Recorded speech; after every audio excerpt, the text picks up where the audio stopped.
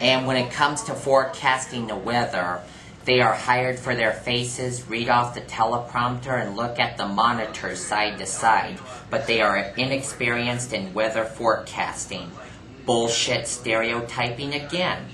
You have a college degree in forecasting from Metro State College at Denver. You master the tools of weather forecasting. You've seen the software and mastered them for predicting what the weather will be for the next few days. How do you use, Terry, how do you use your education, years of experience, skills, and abilities to counteract the stereotypes that people put on weathercasters? Well, first off, I think it's obvious I got hired for my face. I mean, no. When I first started, this is interesting. You touched on this. When I first started, technologically, it was almost like caveman days. I used to take little objects, and they were like metallic or magnetic, and I'd put them on a board, stick them on a board, and we only had 2 maps to use for the whole weathercast.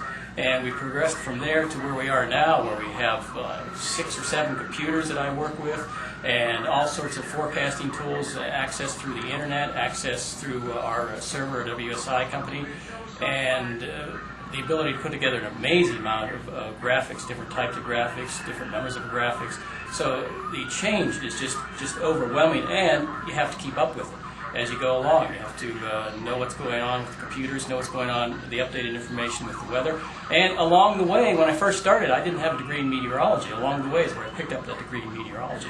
And so it's all come together here at Fox, and I'm just as happy as can be. So what you're saying, from your beginnings, KRDO had those magnetic maps. Actually, it was before that. It was when I was over in Grand Junction. We had the magnetic maps. When I got to KRDO is where I had the first very primitive computer that I worked with. With the computer graphics with the chroma key background.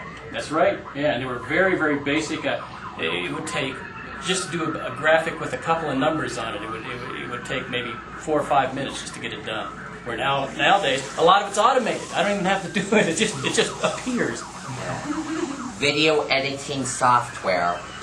From taking television classes at Pikes Peak Community College, there is video editing software like Avid and Final Cut Pro. You upload your video from camcorder to laptop, crop the visuals for time, do your own voiceover, piece the whole package together, and finally transfer from laptop to videotape just in time to put on the air.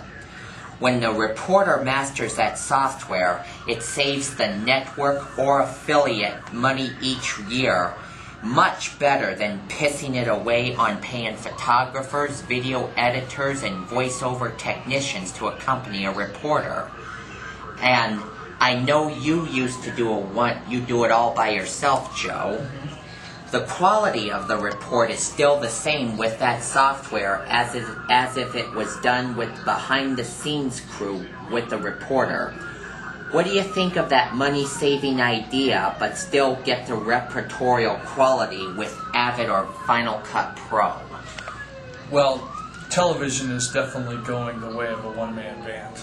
The other stations in the market aren't there yet, but they will be. It's just a matter of time because when you can send one person to the scene instead of 2 bodies, obviously you're saving the company money. So there's no reason to have 2 people. There are challenges associated with it, and that's why we keep photographers on staff as well to help out. But for the most part, in the next 10 years, from the top stations and the top markets to our market, there will be one-man bands pretty much running everything. How do you feel about the idea of using video editing software to save a network or station money? I think it's great. I think the equipment that we have is amazing. When I was in school, we did tape-to-tape, and so Avid is fairly new to me and to a lot of us older journalists in the newsroom. So it's been interesting to see tapes go by the wayside and digital become more popular. It's a whole other world. Hi. That's the software, along with reporters using laptop computers and shooting their own video, saves time before deadline. But what about content? When using computers and doing it all by yourself, what does that have to do with the content of any story being reported? I don't really think that the technology affects the content as much as the reporting and the gathering of the news is what really affects the content more than anything. A good story is a good story, whether you're putting it together tape to tape or you're doing it in Avid. If there's a good story out there, we'll go out and find it. That's where the skill as a journalist goes and gathers up the story and brings it back. And no matter what piece of technology you're using, it's still going to be the same story. I think what you're hitting on is it does save us a lot of time to edit in an Avid machine compared to doing it tape to tape.